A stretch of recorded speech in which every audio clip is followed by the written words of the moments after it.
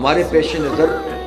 دین کو قائم کرنا ہے، اور دین کو قائم کرنے کا مطلب دین کے نظام کو قائم کرنا ہے۔ اور ہم دین کی اس وسعت کو جانتے ہیں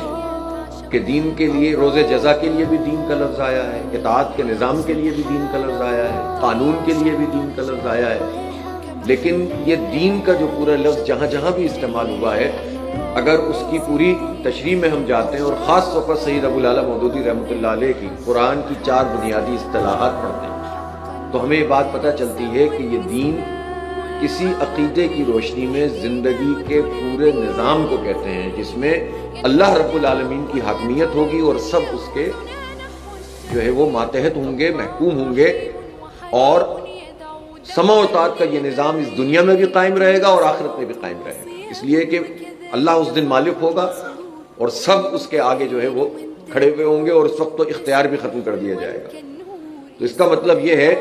کہ اللہ کی منشا یہ ہے کہ اللہ تعالیٰ نے ہمیں جو زندگی گزارنے کے لیے جو طریقے دیے ہیں اس کی مرضی کے مطابق ہونے چاہیے، اور وہ صرف یہ نہیں ہوگا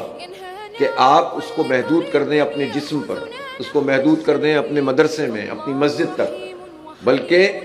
چوک میں، بازار میں، بستی میں، تعلیمی اداروں میں، معیشت میں، منڈی میں، اور اسی طرح ریاست میں، سیاست میں، سب جگہ پر دین کی بالادستی ہو، حاکمیت اعلیٰ اللہ تعالیٰ کی۔